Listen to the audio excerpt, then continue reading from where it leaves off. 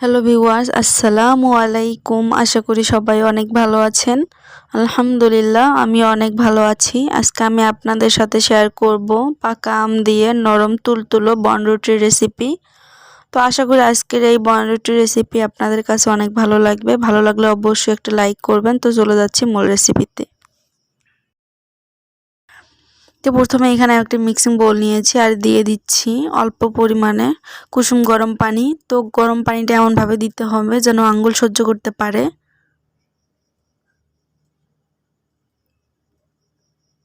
এখন দিয়ে দিচ্ছি হাফ চামচ ইস্ট। তো ইস্টটা দেওয়ার পর আমি পানির সাথে ভালোভাবে মিশিয়ে নিচ্ছি।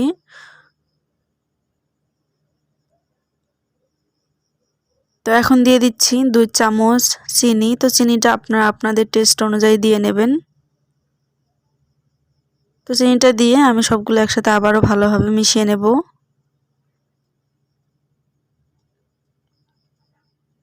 তো এরপর দিয়ে দিচ্ছি এখানে আমি একটা আম এভাবে রস বের করে নিয়েছি। তো এখন আমের রসটাও আমি দিয়ে দিয়েছি। এখন সবগুলো আবারও ভালোভাবে মিশিয়ে নেব।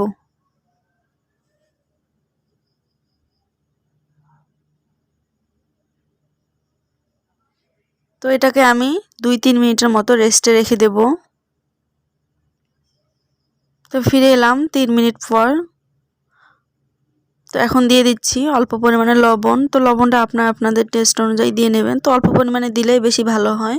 তো এখন আবারও লবণের সাথে আমি মিশ্রণটাকে ভালোভাবে মিশিয়ে নিচ্ছি। তো মিশানো হয়ে গেলে এখানে দিয়ে দিচ্ছি ময়দা। তো অল্প অল্প ময়দা দিয়ে একটা ডো তৈরি করে নেব। তো দেখতেই পাচ্ছেন।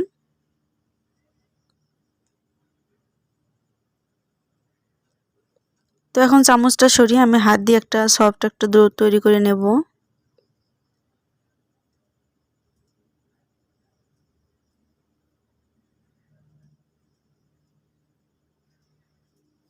তো এখানে আমার ডোটা তৈরি করে নেওয়া হয়ে গেছে, দেখতে পাচ্ছেন। তো এখানে আমি কোনো রকমের শক্ত ডো করি নেই। তো এখন উপর থেকে কিছুটা আমি তেল মাখিয়ে রেখে দিছি যাতে উপরে কোনো ড্রাই না হয়ে যায়। তো আবারও ঢাকনা দিয়ে ঢেকে আমি 5 মিনিটের মতো এটাকে রেস্টে রেখে দেব।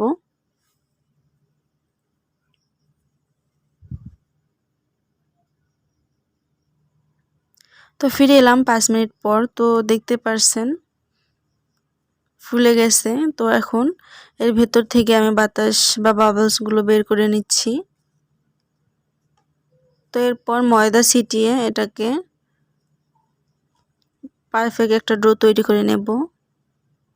তো আমি কিভাবে করে নিচ্ছি আপনারা হয়তো দেখে বুঝতে পারতেছেন। তো এখানে আমার তৈরি করা হয়ে গেছে। তো এই ডো থেকে আমি 3টা ভাগে ভাগ করে নেব।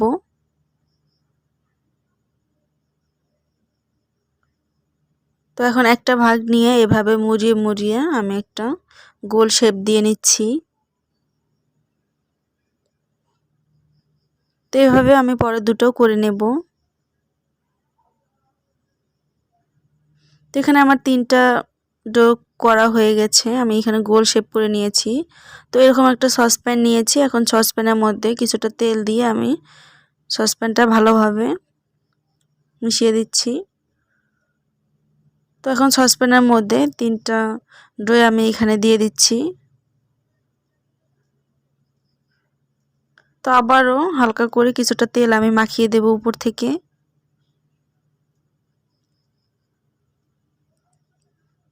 তো এটাকে ঢাকনা দিয়ে ঢেকে আবারও 2-3 মিনিটের মতো রেস্টে রেখে দেব।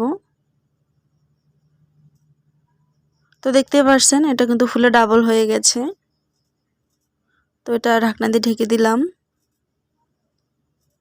তো এখানে নিয়ে নিয়েছি বড় সাইজের একটা কড়াই।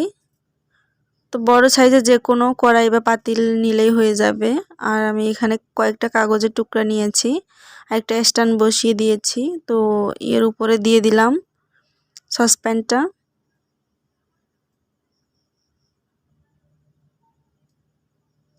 তো এরকম একটা বোলের সাহায্যে আমি এটাকে ভালোভাবে ঢেকে দেব যাতে কোনো প্রকার বাতাস না বের হয়ে যায়।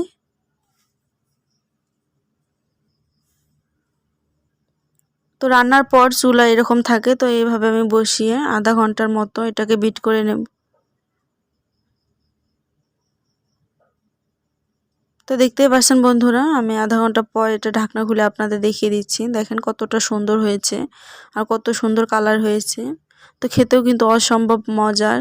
তো আপনারা একবার হলো বাসায় ট্রাই করে দেখবেন। তো আশা করি আজকের রেসিপি আপনাদের কাছে অনেক ভালো লেগেছে। ভালো লাগলে প্লিজ চ্যানেলটি সাবস্ক্রাইব করবেন, পাশে থাকা বেল বাটনটি প্রেস করে রাখবেন। আবারও কোনো নতুন রেসিপি নিয়ে আসবো। সবাই সুস্থ থাকবেন, ভালো থাকবেন। আল্লাহ হাফেজ।